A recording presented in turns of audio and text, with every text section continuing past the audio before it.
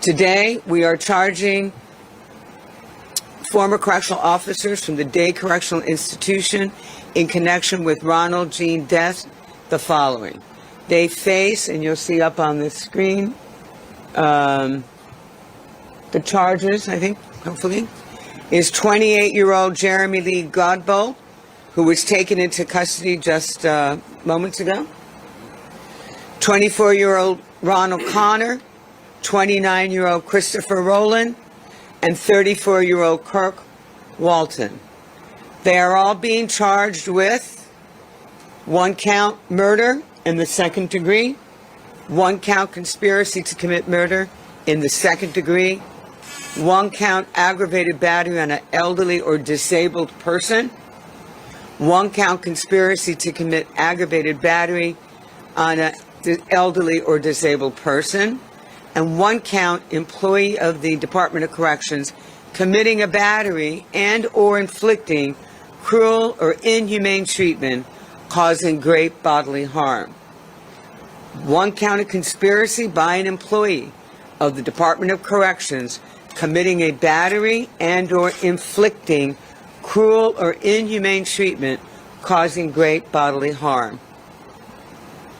Our system of justice demands that those who are part of the law enforcement community clearly recognize their roles and their individual duties. One can never enforce the law when one is breaking the law. These charges today reinforce those extremely important beliefs. So I'm going to call your attention to a video that we're about to show.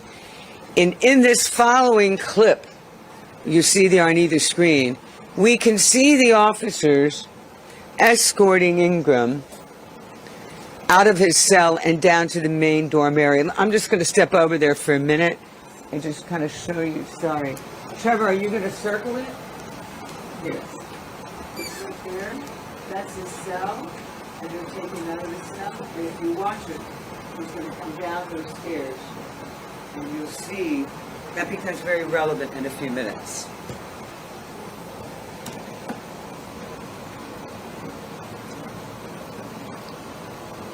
We think that he's helping him put sandals on his feet.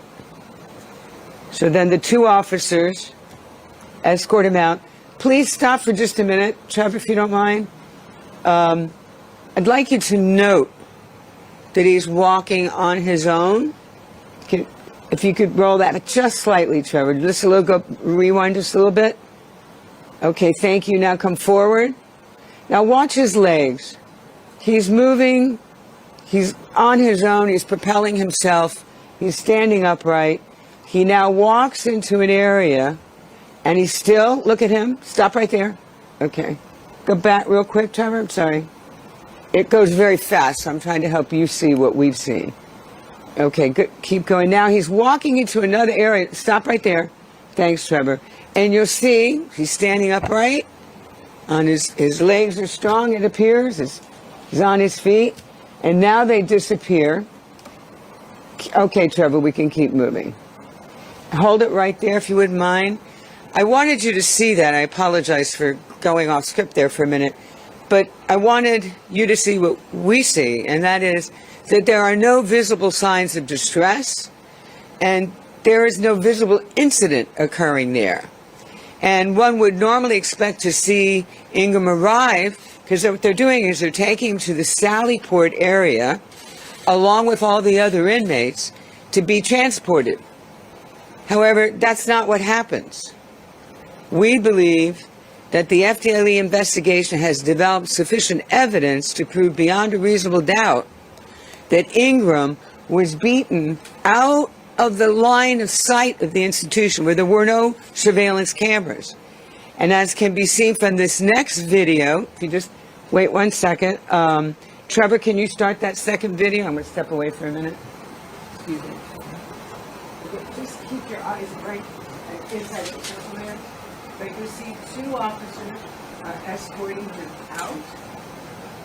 And just pay attention to his walking condition.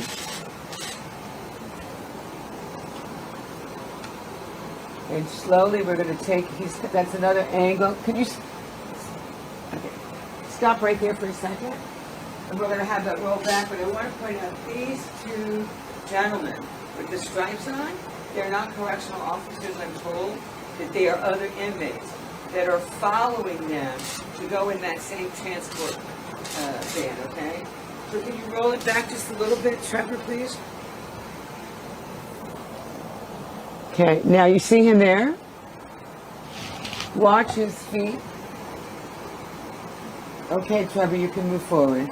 Officers are holding him up on either side. He's completely dependent. It appears to be that he's dependent on them. You can move forward, Trevor. Do you see his legs kind of dragging there? The other inmates are all walking on their own. They're upright. No one's helping them. And then the final officer. It appears to us, to the agents, to the prosecutors who have looked at this, that Ingram was no longer able to walk under his own power, that he was virtually being carried to the transport van and loaded in. One witness recalled hearing another correctional officer say that Graham would never throw urine on another correctional officer again. And sadly, we know that statement was absolutely true. When the van arrived at 10:30 a.m., remember he left around 3:30 a.m., Ingram is found dead in the van. The medical examiner concluded that Ingram died from blunt force trauma injuries from an assault.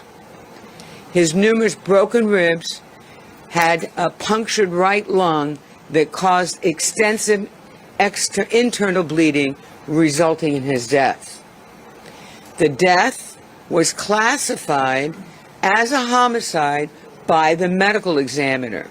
Just to refresh your memory, in the state of Florida, pursuant to state statute, it's the medical examiner. The medical examiner is the entity responsible for legally determining the cause of death. So based on their findings in this case, and since the medical examiner classified this as a homicide, we are able to file the criminal charges we present here today.